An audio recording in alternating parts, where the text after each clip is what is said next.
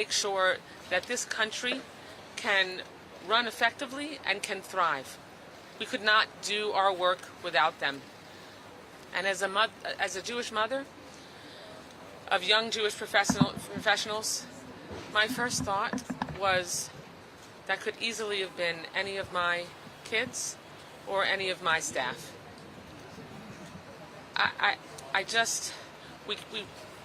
The six of us wanted to come today to make sure that we could express our sorrow, our grief. I know I want to express Zichronam Livracha. May the memories of Sarah and Yaron be a blessing. And we have to make sure that we come together across all faiths, all communities, all cultures, to express that this terror, this anti-Semitic hate against the Jewish community must end. And we are a community that has consistently stood with other communities when hate is directed at them. And we have been joined, not as often as we'd like, by other communities. And so I hope so desperately that our communities can come together and continue the work that the Biden administration made with a whole-of-government approach to fighting anti-Semitism, come together to make sure that we can fight terror and make sure that our Jewish institutions and communities across this country are able to keep our people safe and secure. Funding for nonprofit security grant funding has to be increased, has to be released so that the institutions that need to be able to have events like there was last night can keep the people who are participating safe. And we all have to come together to make sure that we can stop this hate and anti-Semitic bigotry in its tracks. Thank you so much for joining us, and we wanted to come and really express our grief. And now I'll introduce one of the co-chairs of the Congressional Jewish Caucus, Congressman Brad Schneider from Illinois. Thanks, Debbie. I am Brad Schneider from Illinois' 10th Congressional District, and as mentioned, one of the co-chairs of the Congressional Jewish Caucus. Debbie touched on the idea that there's so many young people in this town, driven by idealism, driven by the idea that Washington stands for something, that in our founding as a nation, all people are created equal. Last night at this site, there was a gathering sponsored by the American Jewish Committee of young professionals, diplomatic professionals, who were dedicating their careers to the idea of building bridges between people and bridges between nations. Jewish tradition, going back to Rabbi Hillel, famous quotation, "If I am not for myself, who will be? But if I'm only for myself, what am I?" The idea that we belong together. As a nation, our motto, E pluribus unum, from many one. That's the ideal we all believe in and strive for every day in this city. But there's another reality, a reality that's been true my entire life. As a young child, I remember going to synagogue on high holidays, and there would be extra security. There would be guards. In the 1970s and 80s, those guards started carrying longer guns. And in the last number of years, those guards have started appearing not just on the high holidays, but every single day. And in the 19 months since October 7th, 2023, we have seen a rise of anti-Semitism that has been unprecedented in my lifetime. So much so to the point that people are told, don't wear outwards display of your faith. Wear a baseball cap instead of a yarmulke. Take your Star of David and tuck it in your shirt. There is a real fear. So as we gather here today, we are overwhelmed by emotions. Emotions of grief at the loss of two beautiful young people who were prepared to make a life together, heading to Israel to become engaged, to make a promise to each other for a future united, and to have that future cut short last night. And instead, their families, rather than gathering under the chuppah, will be gathering beside a grave, saying a Kaddish instead of 7 blessings.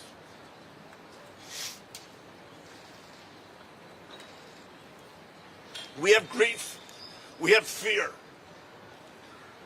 but we're not surprised at what happened, and we are not going to back down. The resolve of all of us standing here, the resolve of every American Jew, the resolve of Jews around the world, is that we will hold on to who we are with pride and defiance. We know our place is in this city, in this country, for us within the governing halls of the United States, and we will not let anyone tell us we don't belong. We are overwhelmed with the grief for 2 beautiful souls. But we must be inspired by their spirit and their example. They were here last night participating in a program about reaching out. That is who they are. That is how they will be remembered. We're here today to mark their murder, to express our sorrow. But we must stand to ensure their memory is always a blessing. We cannot let their death be in vain. We must stand up against hate, against anti-Semitism, against efforts to divide people, and instead make sure we work to unite people. Thank you very much. It's now my honor to turn over to my colleague, Jamie Raskin. I'm Jamie Raskin. I represent Maryland's 8th District, which is Montgomery County, Maryland, just next door. We've come to express our sorrow, our horror, our shock, and our outrage at the grievous anti-Semitic murder of these 2 beautiful young people. We've come to express our sympathy and our solidarity with their families and their friends, with everyone who has been affected by this nightmare.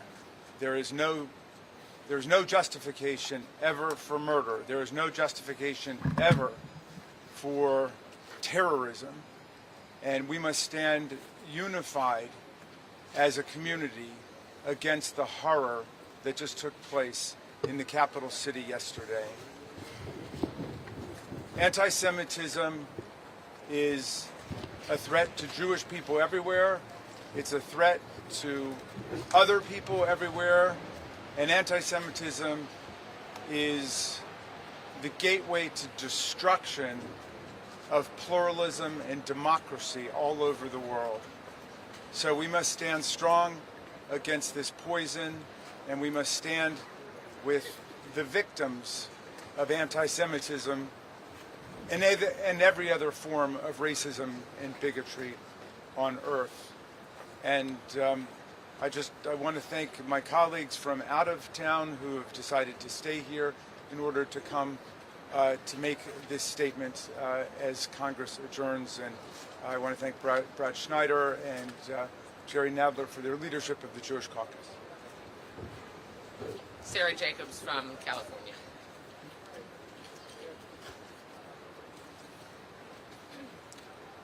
Like my colleagues, I'm horrified by the murder of Yaron and Sarah. May their memory be a blessing and a comfort to all who knew them. And I think it's important to talk about the significance of where we're standing today, the Capitol Jewish Museum. Because this museum serves as a hub for Jewish life, for Jewish community here in DC, for preserving and celebrating the rich history and culture and contributions of Jewish communities. It's a space for building community, creating dialogue, and education which is so needed to address the enduring stereotypes and misconceptions about the Jewish community.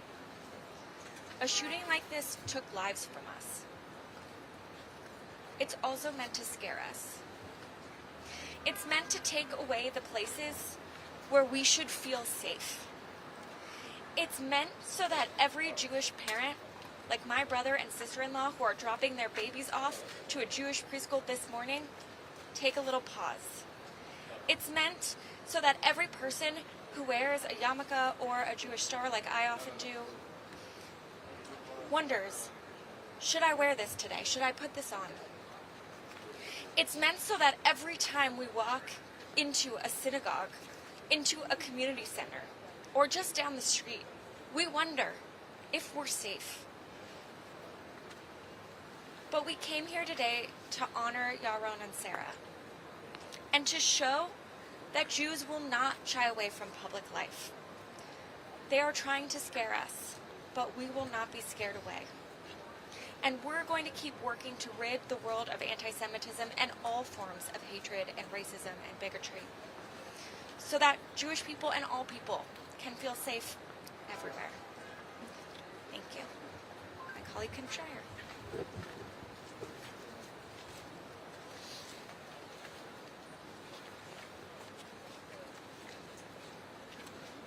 Thank you for being here. I'm Kim Schreier. I represent sort of the middle of Washington State. And I am here with my Jewish colleagues, also in mourning and in sympathy with the families of Yaron and Sarah, who just came to an event last night, an event that any of us could have been at, and were gunned down because of either their religion or nationality, by someone who didn't know anything about them, but targeted them for that reason. And it's a reminder. I mean, every time we start to feel safe and take a breath and feel like we're okay in this country, something happens. Tree of Life Synagogue. This absolute tragedy.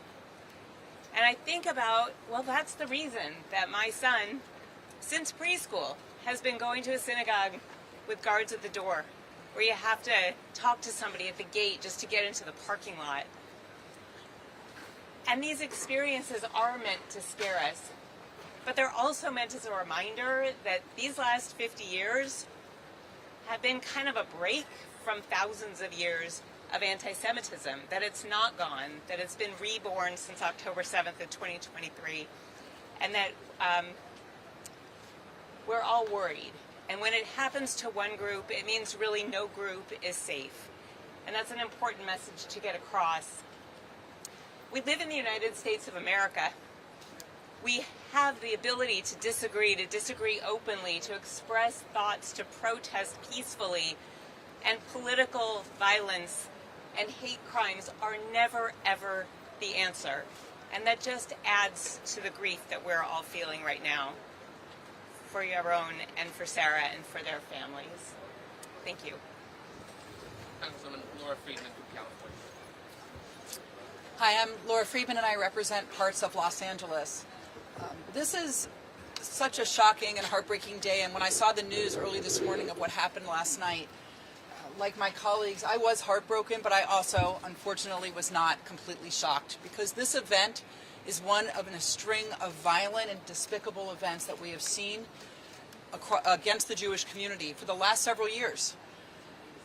But we can't let that become the norm in this country. It shouldn't be normal or acceptable that my synagogue in Los Angeles was tagged with swastikas. It can't be normal that my 11-year-old goes to Hebrew school on Sunday and has to have an armed guard open the door to protect a bunch of 10 and 11-year-olds. It can't be normal that after a horrific murder that everyone in this nation should be condemning, we also wake up to see online responses, thousands of people in this country, probably some of them real people, hopefully a lot of them bots, but probably some real people, justifying this murder, excusing this murder, trying to minimize this murder. That should be unacceptable to everyone in this nation.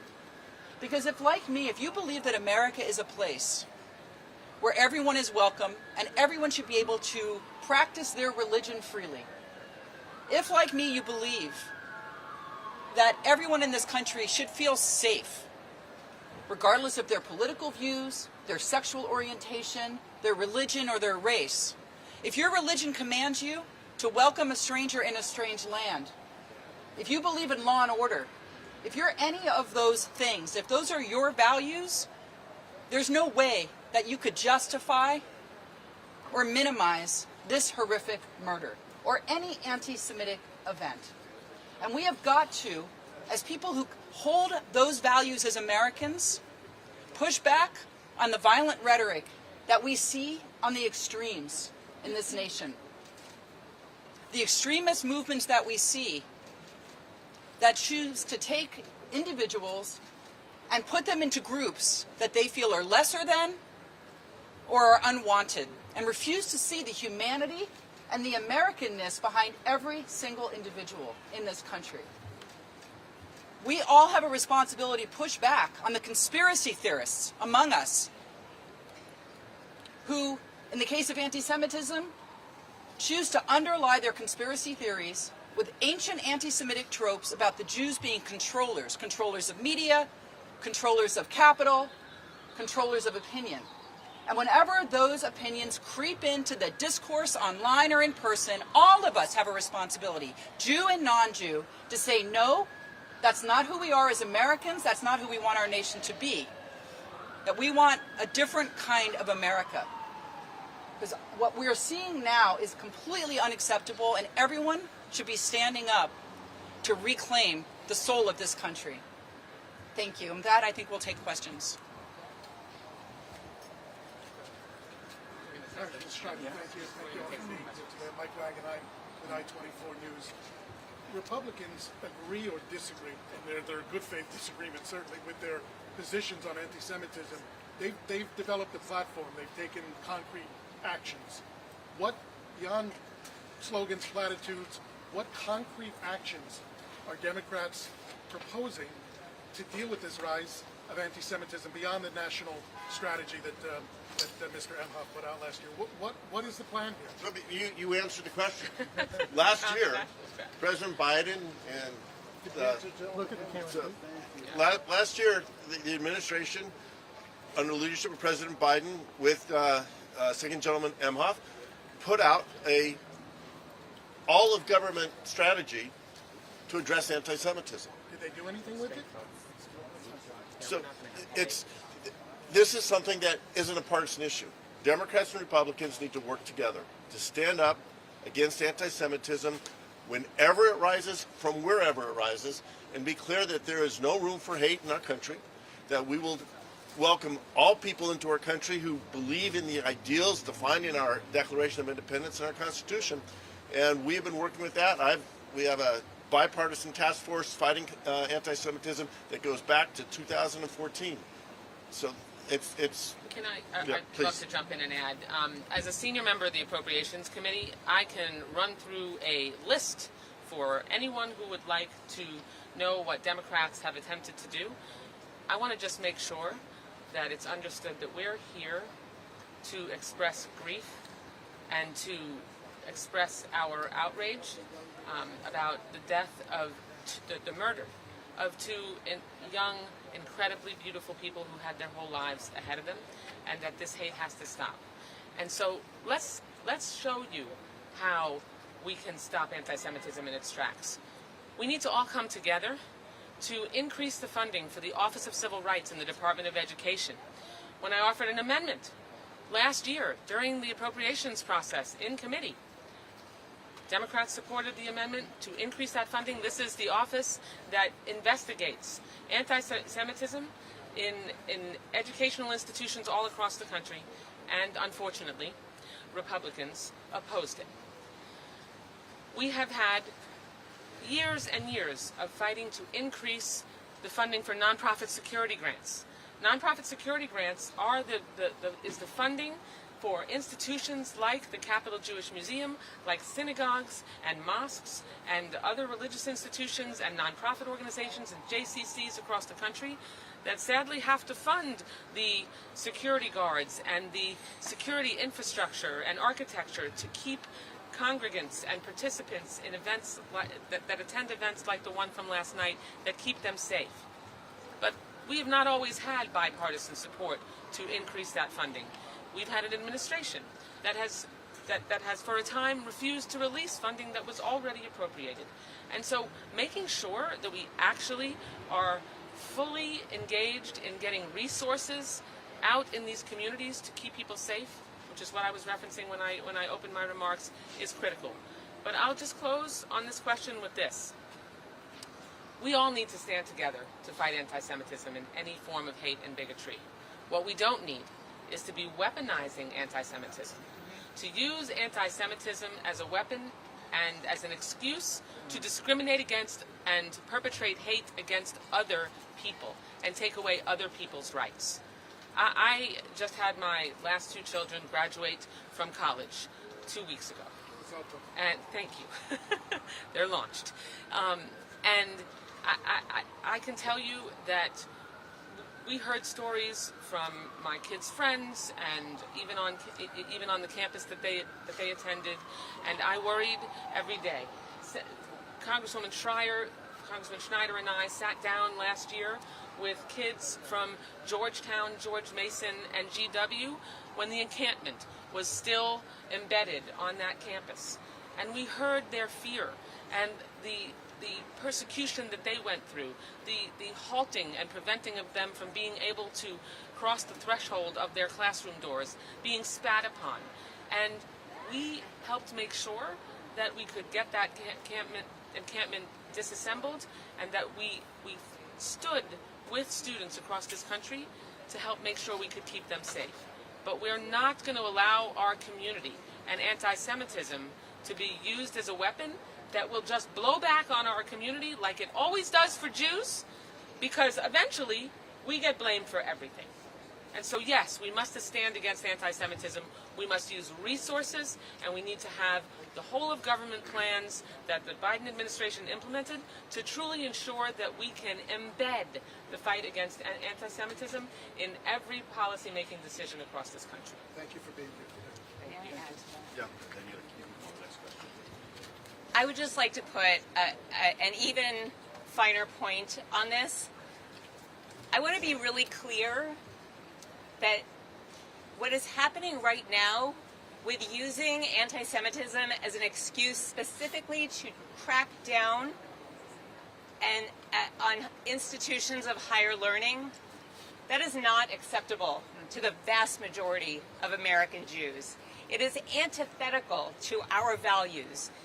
We understand that these institutions are the institutions that support liberal, democratic values, the values that allow Jewish people in this country to thrive and accomplish for the past 50 years. And I just want to condemn using us as an excuse to crack down on free speech and to crack down on students and to deny funding for our universities that we all graduated from and we are so proud of. That is my comment. Next question. Any other questions? And I apologize.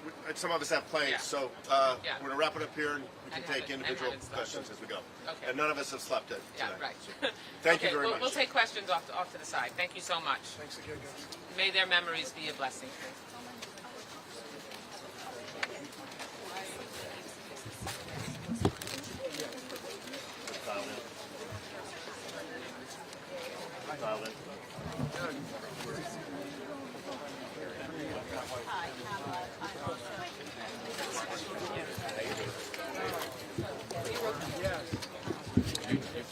There were a couple of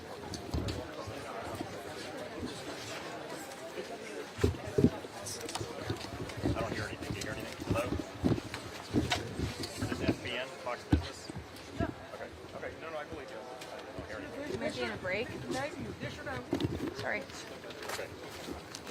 I hear stuff now. I don't know. It's just a show. I don't know